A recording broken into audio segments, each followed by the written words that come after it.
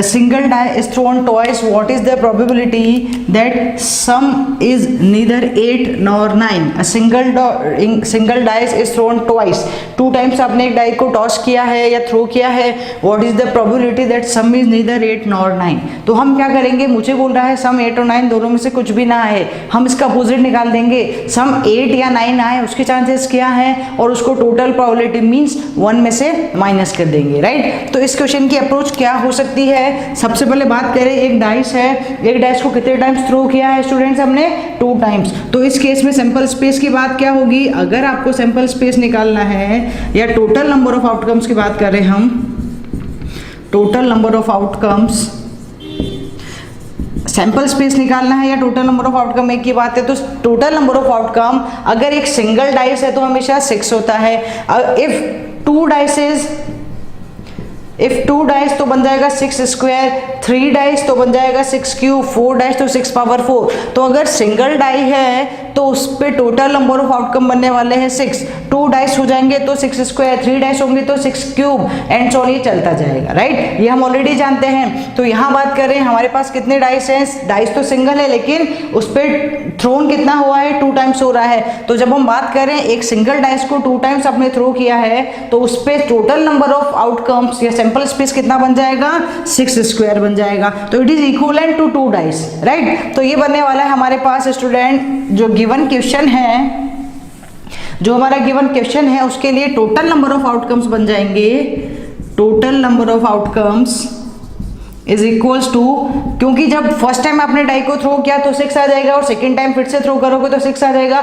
तो 6 × 6 that is equals to 6 square. इसीलिए हम ऐसा बोलते हैं कि 2 डाइस को थ्रो करें तो भी आउटकम वही रहेगा, या एक डाई को आप 2 टाइम्स थ्रो करेंगे तब भी आउटकम वही रहने वाला है, राइट। तो ये बन जाएगा 6 square that is equals to 36। ये तो हुई टोटल की बात। अब हमारी रिक्वायरमेंट क्या है, रिक्वायरमेंट है कि सम आए ना तो 8 ना ही 9, हम इसका अपोजिट करेंगे, सम 8 कब कब आ सकता है, सम 8 कब कब आ सकता है, देखिए डिस्कस करते हैं। सम 8 कब कब आ सकता है, अगर मेरे पास फर्स्ट और सेकंड 2 डाइस है, यहाँ पे फर्स्ट डाइस पे नंबर होंगे 1 2 3 4 5 और 6, और सेकंड डाइस पे नंबर होंगे सेम 1 2 3 4 5 और 6, राइट। मुझे चाहिए सम 8। अब सम 8 कब कब हो सकता है, 8 कब कब हो सकता है, या तो 4 और 4 हो जाए, आप देख सकते हैं क्लियर, या फिर क्या हो जाए 5 और 2 हो जाए, 1 से काम नहीं चलेगा, 1 7 इसमें केस नहीं है, तो 1 से तो कोई भी नंबर नहीं जा सकता। 2 वाले केस में 2 1 भी नहीं बनेगा, 2 2 भी नहीं है, 2 3 भी नहीं है, 2 4 भी नहीं है, 2 5 भी नहीं है, लेकिन 2 और 6 अगर आ जाए,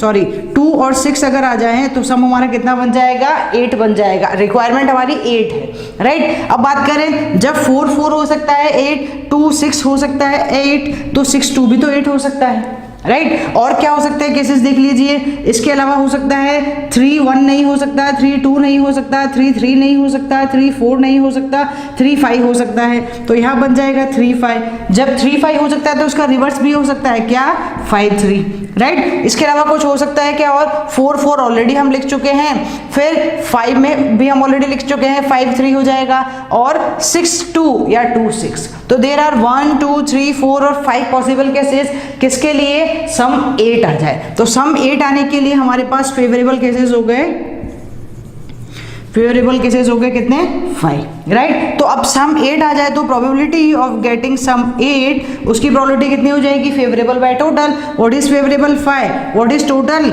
36, तो ये बन जाएगा कितना स्टूडेंट्स 5/36। ये वो प्रोबेबिलिटी है जब सम 8 आ जाए, ओके।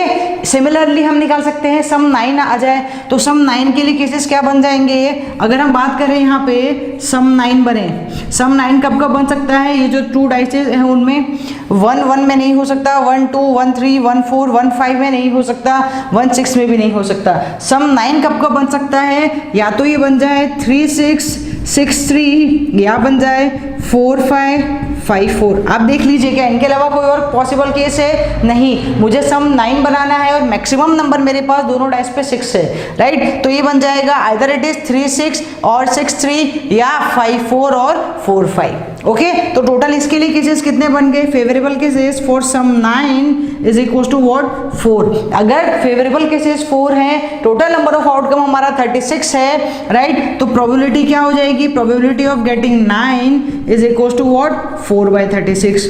9 आने की प्रोबेबिलिटी हो गई 4/36 और 8 आने की प्रोबेबिलिटी हो गई 5/36। ओके, अगर मैं इसको दे देती हूँ इवेंट E1 और इसको दे दूँ event E2, probability of getting sum 8 is equals to event E1, probability of getting sum 9 is equals to event E2।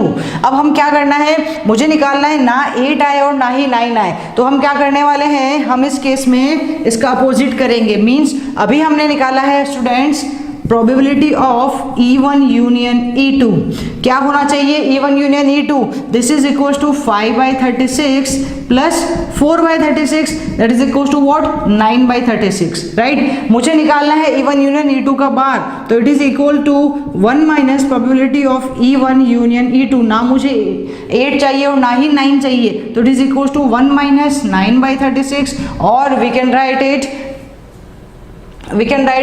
27/36। 27/36 से आप इसको सॉल्व कर लेंगे तो बन जाएगा कितना 3/4। ऑप्शन हमारा बन जाएगा ऑप्शन नंबर डी।